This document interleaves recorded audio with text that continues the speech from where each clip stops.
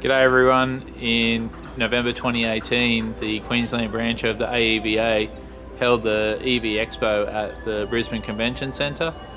This displayed a wide range of electric vehicles and had a bunch of presentations from experts in the industry. And this video is just a couple of those experts and what they had to say. If you're interested in coming to the Queensland branch monthly meeting, it's on the third Wednesday of each month at 7:30 at the Albion Peace Centre. I hope you enjoy the video and I'll see you on the next one. Okay, so our next presentation, we're now on to the cars, and we've got the Solar Challenge car. So we've got Anthony Pryor, who's an electrical engineer and is the founding partner of Team Arrow. Anthony loves to spend a lot of time in sunny places for obvious reasons. He's managed to bring the solar-powered car along today. For anyone who might have seen it just run out as he came into the car park. No, forget that. So Anthony's going to tell us all about the Solar Challenge car, which has been doing the rounds in Queensland. So please put your hands together for Anthony. Cheers. Rightio, thank you. It's good to be here today. My name's Anthony Pryor. I come from Team Arrow, or Clenergy Team Arrow, or Domino's Team Arrow, depending who's sponsoring us at the time. We're a Brisbane-based team. We're a bunch of industry people and students who got together for the fun of it to make a solar-powered car. We've made 2 cars now, and we race them every second year from Darwin to Adelaide in the World Solar Challenge, and also other races such as the Abu Dhabi Solar Challenge, and we just came back from the European Solar Challenge. So today I want to talk about our solar cars, how we build them, how we race them, and also make a comment about, will solar cars be a viable option into the future? Okay, so first of all, who is Team Arrow? As I said, we're just a group of people from Brisbane, industry and university, who thought one day it'd be fun to make solar cars. As I've said, we've raced in a number of places, usually come between 7th and 8th, but last year we came 3rd excuse me, in the World Solar Challenge cruiser class with our latest car. We were very happy with that. Okay, so the World Solar Challenge is the main reason we built this car. This is a race that's run every 2 years. It's run from Darwin to Adelaide, 3,000 kilometres. And the format of that is you start in Darwin and you drive your car until about 5 o'clock and you camp at the side of the road, and at 8 o'clock in the morning you get your car and you keep on going all the way down to Adelaide. Usually takes about 5 or 6 days depending on the weather and your car and how we do that. So in the afternoon you basically pull up, you put your solar cell panels towards the sun and catch it as it comes down. In the morning the other way, and off you go. Okay, so in the World Solar Challenge there's 2 classes. We built our first car in the traditional Challenger class, which you may or may not be familiar with. They're designed to be efficient. Their one thing is to get from Darwin to Adelaide as fast as possible. They carry one person and they look like a ping pong table with a hole on the top for a head to come through. They've recently, in the last few years, developed also the cruiser class, which is designed to make cars that are practical, that you may one day be able to drive on the road yourself, go down the shops, go up the road, go to work, driving a solar-powered car, a car powered purely by the power of the sun. Little way to go there, but that's the idea. So the cruiser class, which is what we're doing now, it must carry at least 2 passengers. It has to have limited to 5 square metres of solar arrays, if silicon, or less if you're using gallium arsenide or other types of solar array. We use silicon. So we race from 8 a.m. to 5 p.m, camp where we finish at the end of the day. And in our class, in the cruiser class, we're allowed to recharge at night, so, but you get penalised for doing that. So the cruiser class is a reliability challenge, which means it's not the first person there, but we have a small window on the Saturday on the Saturday we have to land in between 11 and 2, and you have to hit that time. And you get scored on the number of people you carry for the most number of kilometres, the energy usage, which is basically calculated as the size of your battery pack versus the number of times, multiplied by the number of times that you charge it, and also a practicality score, which is judged on a number of things, but things like how much luggage you can fit into it, can you do a U-turn, can you reverse park, that kind of thing. So it's really about building a practical car that can be used in real life circumstances. Okay, so you can see there the picture of our car. That's the Arrow STF. We say it stands for Sports Touring Framework, but there's another acronym I won't mention today. So how do you win this race? The key, or number of keys, you've got to keep the car light by reducing the rolling resistance, and also the car has to be aerodynamic. At high speeds, aerodynamic losses due to the aero is the largest component of the energy usage, and it gets quite significant. And you may know aerodynamic power losses increase as a cubic function of velocity. So aerodynamics at high speed is really a key function we have to look into. Rolling resistance also is important, but it only increases linearly with velocity. But it is something we need to keep our attention to. And also the efficiency of the car, obviously. So the car has to be efficient. Your motor has to be efficient. Your batteries have to be efficient. Your powertrain all has to work nicely. And strategy. A key part of this is how fast do we go? When do we charge? Do we go slow during the clouds? Is the weather coming up? All these sorts of things. So essentially we've modelled the race on our computers before we even go. We've done some analysis of how heavy the car is, what the rolling resistance is, and what the aerodynamics are. And we've calculated the run and essentially have an ideal race we want to run, and we try to run that. But then we have to change that based upon weather conditions, fires, clouds, rain, etc. Also reliability. I like to say to finish first, you have to first finish. And a lot of cars don't make it to the end for various reasons. It's quite a gruelling track. It's a long track. There's cattle grids, there's winds, there's punctures. So a lot of cars just fall apart. Well, not so much fall apart, but they don't quite make it to the end. So you've got to finish to win. And also a disciplined team. You have to have a team that's run the car before and knows what they're doing. If you have a flat tyre, they need to change that quickly. Okay, so let's talk about our car. It weighs only 420 kilograms. It's made of carbon fibre. We've built that in-house at our factory in Hamilton, and it was autoclaved in a factory up at Toowoomba for us. Its coefficient of drag is 0.165, which is quite low. Carries 2 occupants, and this car is actually designed to be roadworthy. We are in the process of registering it, so you may see this car driving around down the shops one Saturday afternoon, one day soon, hopefully.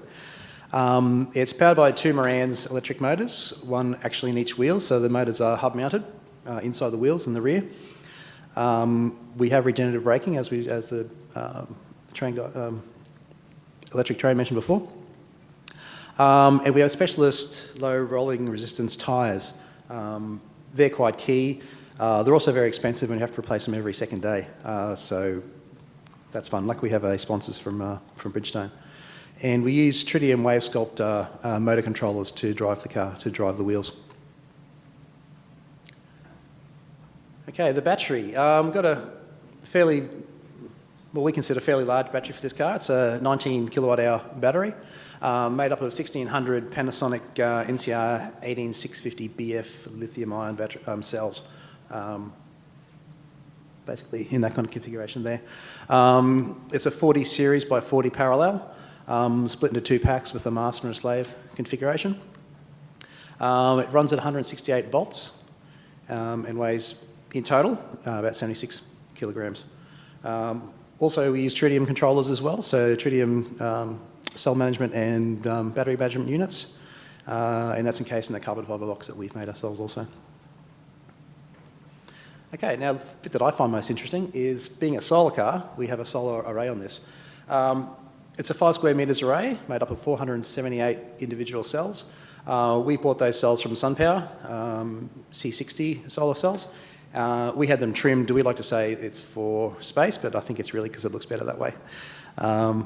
They're quite efficient, 24.5% efficient, which is pretty good, about as good as you can get for silicon these days.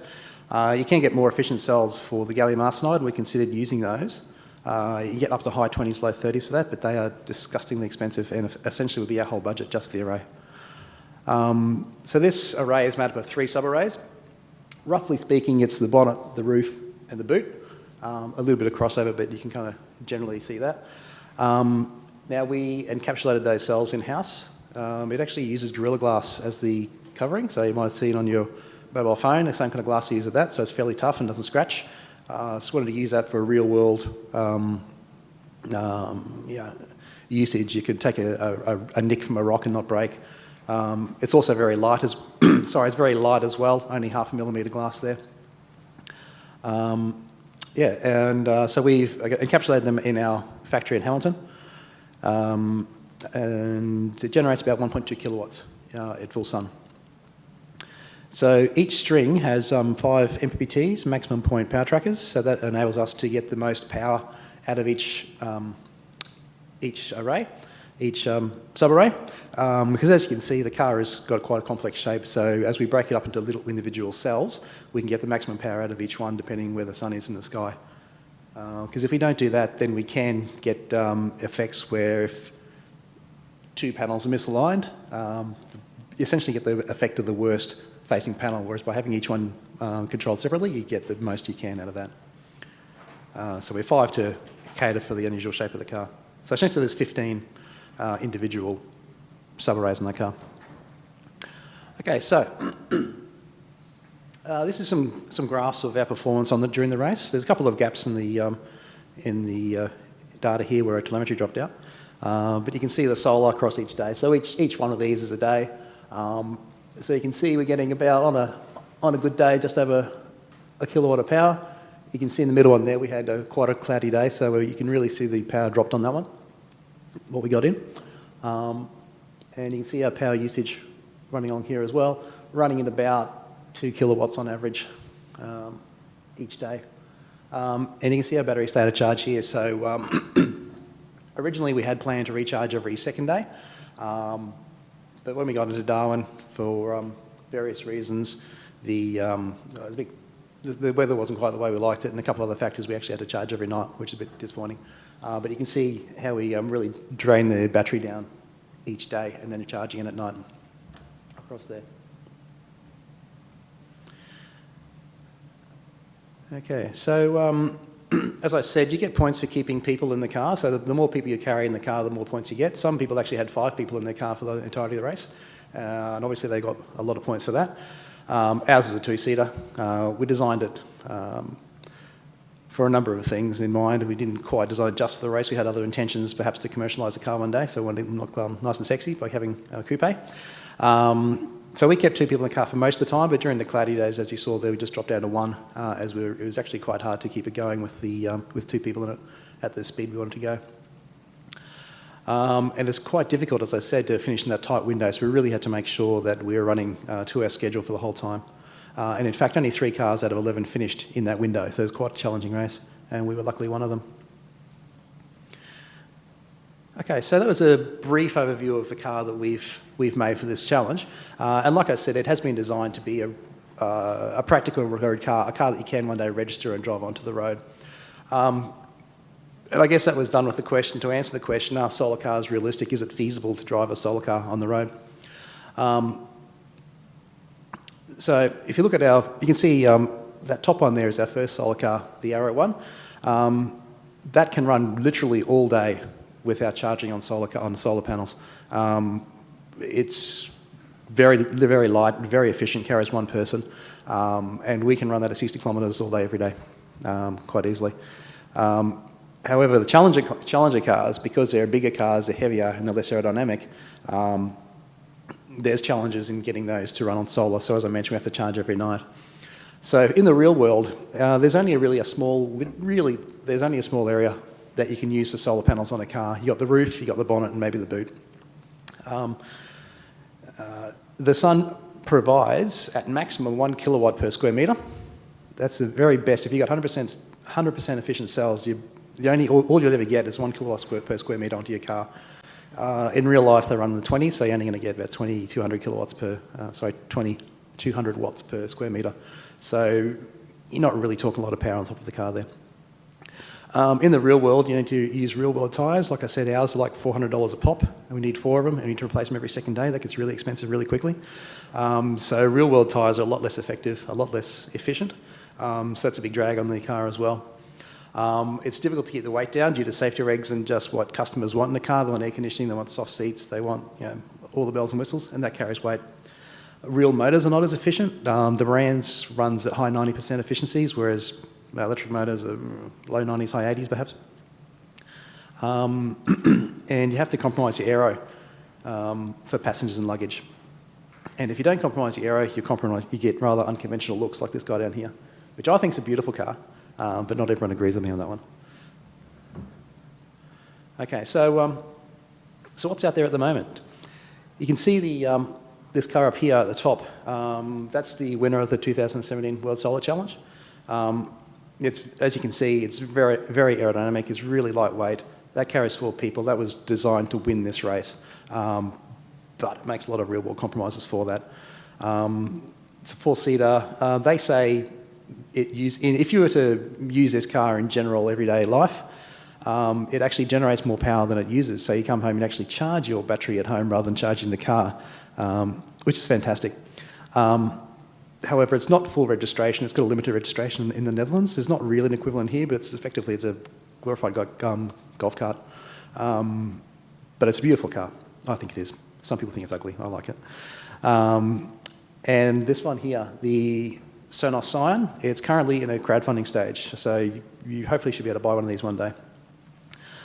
It claims you can get 30k a day on solar, and a 250k range on battery. It's got an 80 kilowatt motor and aircon. So yes, it's solar powered, but you only get about 30 kilometres per day on purely solar. So if you just want to go to the shops, go to work, that would be fine. But if you want to go any further, you actually have to charge your battery and go with that. So that's kind of cool. So kind of in conclusion, in the first world countries, if you want a car that will run long distances purely on solar power, in a practical sense, that's unlikely in the near future. Really due to the small size of panels on your car and the amount of power you're allowed to get, you can actually physically get out of the sun. And then the weight and the form factor of modern cars, it's a difficult thing at this point in time. You can get range extension, that's fine, and if you want to drive your car just to and from work and down the shops, it'll probably work for you. That's great. But if you want a really long range kind of car, it's not quite there yet, and will be a little while. However, I think that in developing countries we have unconventional transport like tuk-tuks and such, where they are small cars, lightweight, they don't go very far and they don't go very fast. I think that could be a real game changer. And especially if you've been to these countries, they're noisy and they're dirty. And if you could convert those across to solar, that would be fantastic. And even people can bring their batteries home at night and charge their phones and use that at home to power their homes as well. Having said all that, I think the developments from solar car racing will continue to be absorbed by the mainstream. There's a lot of developments coming out of it, a lot of cutting edge stuff due to the constraints in solar car racing. You really have to push the edge of the boundaries and think outside the square to work within the rules of the solar car environment. So we're seeing a lot of innovations coming out of that, which will factor into cars you'll see into the future. So you'll see things like battery design, aerodynamic design, control systems, electrical systems, that kind of smarts to manage your power. You'll see that coming into modern electric cars. And then one thing for that, ProHelion is a spin-off from Team Arrow, the company that we've spun off, which we hope to commercialise some elements of the Team Arrow car, such as batteries, solar panels, and some of our control systems also. Yep. If you want to contact us, we're on Facebook, Twitter, LinkedIn, and also other social medias. Thank you.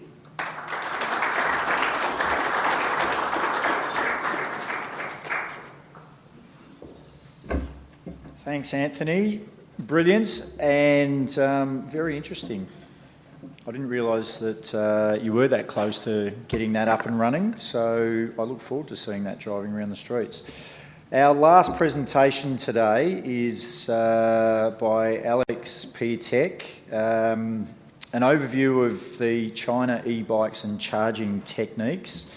Let me just give you a little bit of background about Alex. He's a mechanical engineer working for Evoke, at the moment in the bike space, but he's currently living and working in Beijing.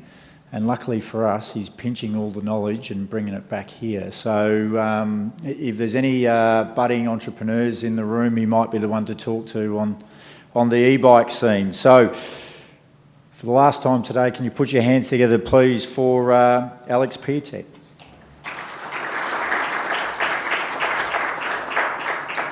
Okay, so to start off, why China? I decided to go to China to immerse myself in the electric vehicle scene. I wanted to learn from a very fast-paced country where technology advances quite quickly, and the business competition is so fierce, where you build a product or service and you need another product or service in place. If that first product or service is going well, you need something else to take place. Otherwise, the competition's just going to flatten you out.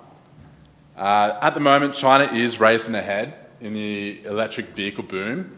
As you can see, 15 million electric bikes have been purchased in the past year. Shenzhen has electrified 100% of their bus fleet and 70% of their taxis. It looks quite nice down there with electric vehicles littered all over the city. Over 500 EV manufacturers are currently in China at the moment. It's a huge amount. 500,000 public EV charging stations are proposed for 2020, and they're already halfway there as well. Currently, the technology available, I'm just going to give I currently work for an electric motorbike company, and it's a good base number or base technology to tell you what's currently available at the moment.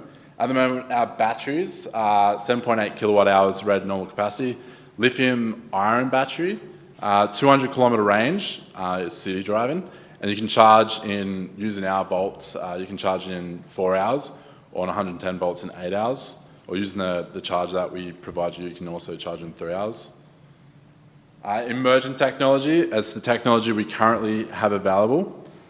Sorry, I skipped. In addition to the market-ready options we had just there, we've also integrated new battery and charging technologies in our project, the Cruiser project, which is the bike you can see behind us. I'm not allowed to show that yet because it's going to be released at the end of this month. This bike, something special about this one is our next generation battery, which we're going to sell as modules as well for OEMs. So like go-karts, rickshaws, like in India scene as well. This one has 16.6 kilowatt hour rated normal capacity, lithium ion, 400 kilometer range battery. At 80% state of charge, we can charge that battery to 80% state of charge in 15 minutes. That's using the DC charger. Today, I'm going to outline what the current charging methods are available and what the future looks like for charging electrical vehicles. So just to give you some background on how China started off, China's intentions right now are trying to grow a world-leading industry that's producing a lot of jobs and exports for the country. It's also decreasing pollution and decreasing the reliance on oil, which has led to great investments in the market, as you can see. 2004, 16 state-owned companies formed CEVA, China Electrical Vehicle Association. They essentially come together to integrate technological standards and create a mechanism through where stakeholders share information to build a top market e-vehicle. They also invested the $15 billion for market growth. In 2007, China invested $300 million in development of new electric vehicles. Then 2009, more investments in the billions, lots of money being thrown into China. And then they released this subsidy scheme, which helped a lot, where they would give 60,000 renminbi, which is approximately 12,000 Australian, for the purchase of battery electric vehicles, and 10,000 Australian for plug-in hybrid vehicles. These early investments and schemes are what have started this EV boom in China. has led to people, companies and industries finding more progressive ways to charge EVs, which is what I'm going to talk about today. So with all the charging methods and techniques that I have seen in China, they can be categorized into four basic categories. We've got up in the top left, going to the right, we've got residential, then we've got your public charging, and then we've got the fast charging down in the bottom left, and then we have battery swapping. So first off, we've got residential. Residential charging stations are, they range from your AC charging, you can plug it into the outlet in your wall, everyone's got them at their homes, or you can get a private station which has a protection device or has a dedicated circuit for the charger. The pros of that is your overnight charging. You can let it sit there overnight and you'll probably get a full night's charge depending on how big your battery is. You're on your off-peak, off the grid, the electricity, so it's a lower cost of charging as well. There's no app authentication or time limits. Therefore, you don't need to download anything to sign into it. There's no extra fees or costs associated with the charging. All you do is strictly pay for the kilowatt hours you generally pay at your home. Apps and authentication, just to get in China, you use the phone to scan in to start charging, and then you have to sign up to certain things as well. Cons, slow charging. AC is very slow. Also, for an example for the slow charging times, like for example, our bike's 4 hours and 220 volts, 240 volts, depending on where you are in the world. For 200 kilometre range battery, it's 4 hours of charge, and EV cars are bigger batteries than motorcycles. Living in high-rise buildings as well, for residential charging gets a bit hard. They have come up, electric e-bikes are very popular in China, where they've developed a battery system where you can pull the battery out and charge it closer to your power outlet at home. They do run a risk at themselves. It's very unlikely something catastrophic can happen out of it, but you never know. Also, carrying that battery. So for a lead acid battery, let's use a standard battery for an e-bike, which is roughly 30 kilometres of range. Lead acid would weigh about 30 kilos, and if we were going to use not 30 kilos, 14 kilos, and a lithium ion would weigh about 3 kilos. There's a lot of high-rise residentials. If you live in Sydney and Melbourne as well, there's a lot of extra weight to carry up and down from your room, and it can get annoying. Running extension cords as well is another con. This can be single story as well. You saw back on this page, up in the top left-hand corner, running across your yard in your driveway and that. But also in China, you'd see from the 5th floor, an extension cord thrown out the window down to the bottom, charging your vehicle. And I've actually had an experience. It was a one-story place. I was coming home on my bike very late at night, and I didn't bother checking. I thought I was charging that day, but I wasn't. And I've ran out of battery on the highway, but I had enough battery to go about walking speed. I kept going until I found a shop on the corner of the road. This guy offered to charge me up, so it was AC charging, so I had a couple of hours to kill. Gave me a couple of beers and made friends with the bloke, but yeah, it is an inconvenience when you do run out like that. Charging whilst parked. So this is usually found in parking bays like shopping centres, universities. As I've seen them in China, you can see them like birdcage style things because a lot of people steal batteries since they are removable now.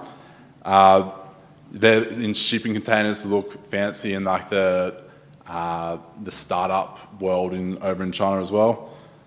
The pros of these is you can charge whilst taking advantage of the nearby facilities. So if you're shopping, you can charge up. You don't need to be present whilst fueling up. So you can go walk off. If you're fast charging, you can walk off, do a couple of messages, go for a coffee, or do something useful like do a presentation or something, fix up your presentation. Cons, there's parking fees included in some areas. In China, I've been stitched up a couple of times where I thought it was charging, but then you'd also have to pay a parking fee. China is quite cheap to park, but in Australia it's quite expensive, so it can become quite an expensive charge. There are limited stations available, usually only a handful in designated areas. And driver courtesy is, so ICE vehicles parking in the charging bays or electrical vehicles, they're full of charge already, or they're not even charging, they're just utilising that bay because they're an electric vehicle. So they're parked in that bay, using it up for no reason. The third category is fast charging. So fast charging, this is low performance. Fast charging is a lot better than this, but this is what can categorise fast charging. More than 100 kilometres of range in 10 to 30 minutes. And the technology is getting a lot better with fast charging. It's getting close to ICE vehicle refueling up. Once it starts getting down to the single digits, like under 10 minutes, people will start taking it a lot more seriously. And long distance trips. The fast charging is why you're seeing it pop up on the electric highway or ChargeFox's infrastructure there, got rolling out down south at the moment. Most people only travel, I've heard all different numbers today, like average 38 kilometres per day, 16 kilometres to work. So it's only a very short range that you do need, and you can get away with a few days of driving before doing an all-night charge. But if you're going on holidays or business trip, quick 15-minute charge is all you need to get on your way again. The cons, limited stations again. Yes, they're coming up on the Superhighway and ChargeFox network, but it's still limited in numbers. Unavailable for homes due to the high voltage. Higher cost than slow charging. That is per unit of time. And the last category is battery swaps. These are the fastest type of fueling up. They're faster than ICE vehicle fueling up, the petrol station. They're faster than fast charging. It does reduce range anxiety for newcomers. Range anxiety is a massive mindset thing.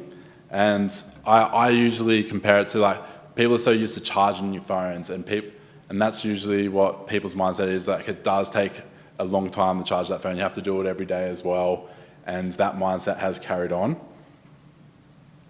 Opportunity for new business models for the battery swaps. So on-call battery swapping. So if you ever do get stuck, just like the NRMA, they'll come out and replace your battery.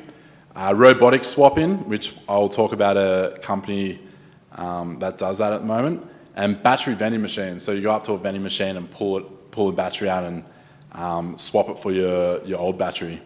The cons, if you have a lithium-ion battery, which is the most common battery at the moment for EVs, you have to storing batteries is usually at 40%. And if you had a battery swap station, you'd need to charge that battery up before giving it to your customer. So that you need to predict the customers that's coming through, and there's a lot going on there. Standardization of batteries. So a lot of companies like to design their battery around their vehicle. If batteries had a specific standard and they were module compatible between brands and models, it'd be a lot easier to do battery swaps. And the next one would be high infrastructure cost.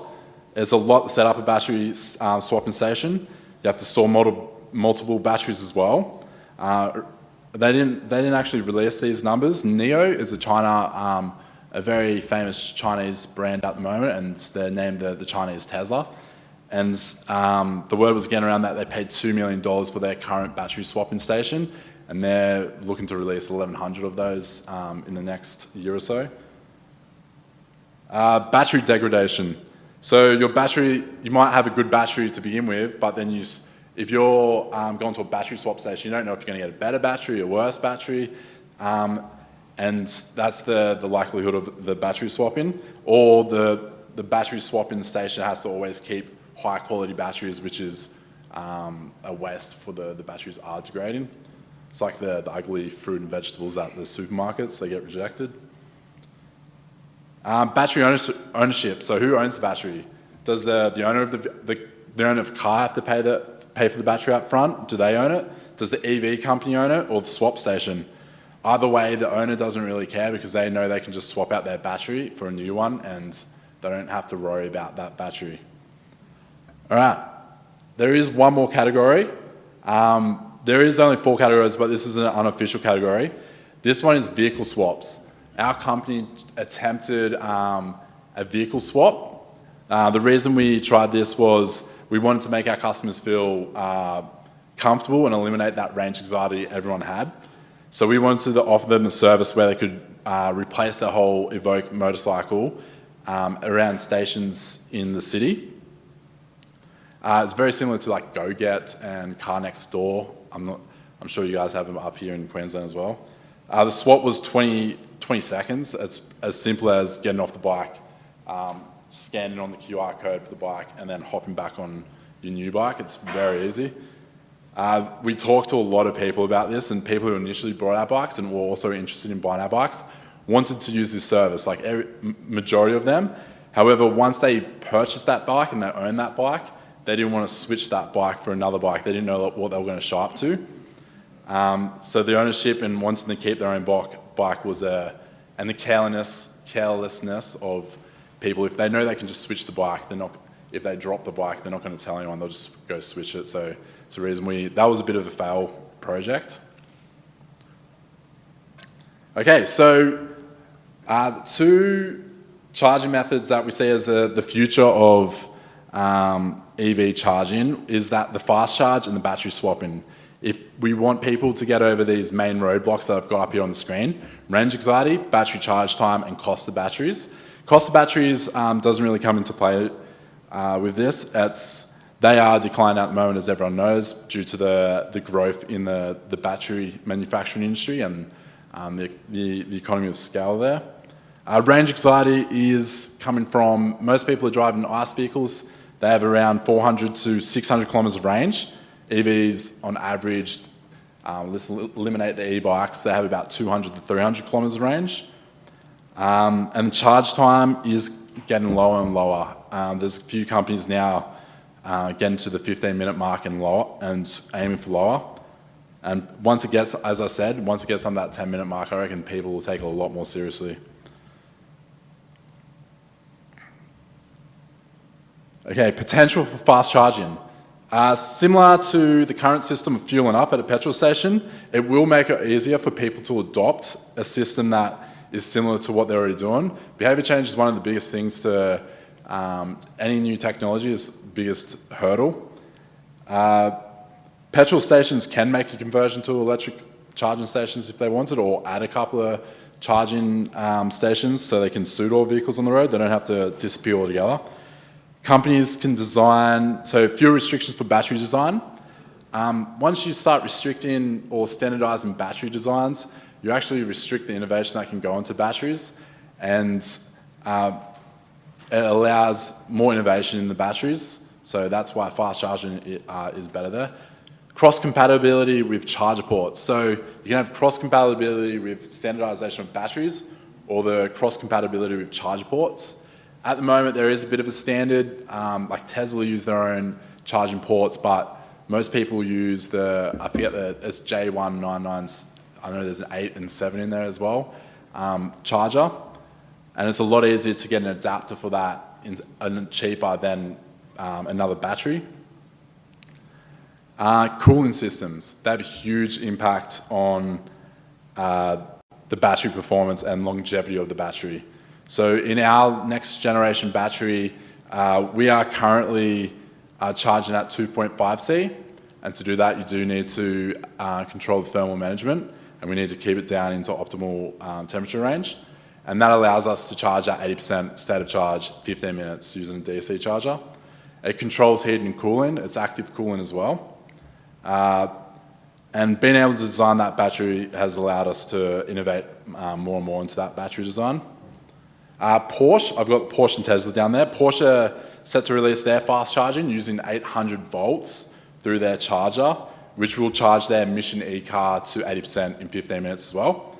And Tesla, they've been talking about their version 3, the supercharger, and that's 350 kilowatts, and that's looking in between 10 to 15 minute charges as well. Potential for battery swapping. So at the moment, it's suited for 2, 3. I put mini 4-wheeled EVs in China in the bike lanes. You'll see a lot of 4-wheeled cars. They're small enough to be a rickshaw or a motorbike, but they are classified as a car because they've got the 4 wheels. It'll be a lot easier to store these smaller batteries that are required for these vehicles in your charging station. So you have a higher turnover of batteries and more. You can swap out more batteries. They're lightweight, so you don't need robots to pull the whole bottom of the car out and take it away. You can get people to replace. And another potential for battery swapping is fleet vehicles. So I did see fleet vehicles in charging stations in, I think it was Washington DC. However, if they all have the same battery system going, once you've got it set up, it will be expensive to begin with. Just take the batteries out of the buses and taxis and replace. It'll be a lot easier for the share riding as well, like Uber and that. Battery swapping does have a potential there. This was the company I was talking about, NIO. They are the Chinese Tesla. They have spent a lot of money on their battery swapping station. However, it offers your normal AC charging. It has a DC fast charging in 1 hour, 3-minute battery swaps, and they're expected to get those 1,100 stations out in the next couple of years. And to wrap it up, I have done a little checklist there just between charging and swapping. They do both have their pros and cons there. Battery and charging technology is going to keep improving, and both methods have a good reason to stay. Now's the time to start building these charging infrastructure, and it's a great time to enter the market if you're charging infrastructure or battery swapping. As I see that Australia's already set up charging infrastructure, charging station infrastructure, which allows us to control the standard of charging ports, and it's instead of trying to control the batteries in Australia. So I think that's a good way to keep going down that track. There's also been talk about induction charging. However, this is my opinion. I don't think the technology will be in. It will take a few years until that's available. This doesn't mean that charging or swapping has been settled. However, swapping seems like it will do well in a country like India, where there's just a lot of rickshaws and 3-wheelers, 2-wheelers over there, and it will suit a country like that. But for Australia, it seems to be more suited to have charging stations and fast charging set up. Thank you.